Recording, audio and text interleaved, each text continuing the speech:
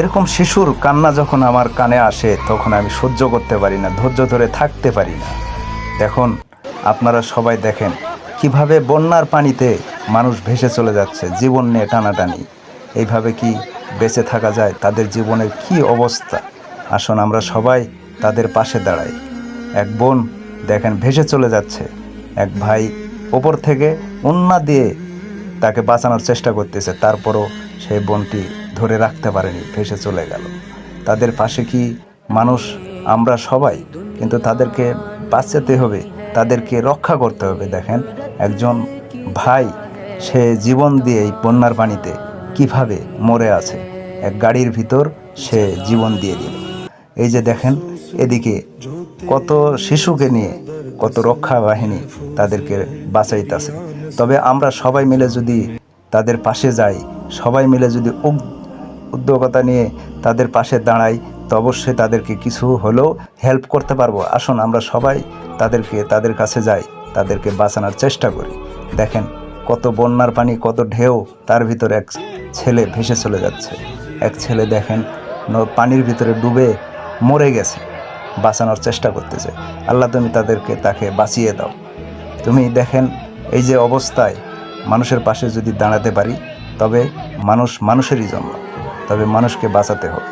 এই যে দেখেন একটা ডাবের গাছের উপর কতজন শিশু এবং বড় মানুষ, কত ভাই বোন এই জায়গায় এক গাছের উপর। তাদেরকে জীবনের কোনো মায়া এখন বর্তমানে নেই, তাদেরকে জীবন নিয়ে টানাটানি লেগে গেছে। বাঁচবে কি বাঁচবে না, আল্লাহ তুমি তাদেরকে বাঁচিয়ে দাও। এই যে দেখেন কত ঢেউ, কত কবর, কত বাড়ি ঘর, মানুষের কত ক্ষয়ক্ষতি। এদেরকে একমাত্র থাকার মতন, ঘুমানোর মতন কোনো জায়গা নেই। এই যে দেখেন 12-13 বছরের ছেলে মারা গেছে, তার বন্যার পানিতে ডুবে মারা গেছে। এদেরকে কি বলবো, ভাষা আমার জানা নেই। কত কষ্ট। এক বাবা তার মেয়েকে কাঁধের উপরে নিয়ে কিভাবে বাঁচানোর চেষ্টা করতেছে, যে বাঁচাও বাঁচাও। এক মুরব্বী এই যে দেখেন খেড় খোঁড়ার ভিতর নিয়ে তাকে ভাসিয়ে নিয়ে চলে যাচ্ছে। এগুলি কি দেখার মতন? এদিকে দেখতে দেখতে আমার কলিজা ফেটে যায়। আমি তাদের ধৈর্য ধরে রাখতে পারি না। যদি আমার ক্ষমতা থাকতো আমি তাদেরকে যেইভাবে হোক বাঁচিয়ে রাখতাম।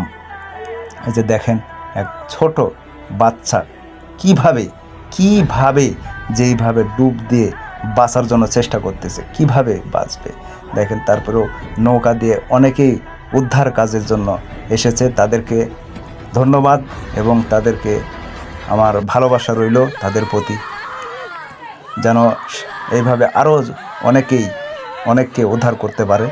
এই যে দেখেন কি অবস্থা। এইভাবে যদি বাড়িঘর ভাঙ্গা যায়, তাদের ঘুমানোর মতন এক টুকরো জায়গা নেই। এই যে দেখেন এক ভাই মারা গেছে কিন্তু মাটি দেওয়ার মতন মাটি নেই, শুধু পানি আর পানি।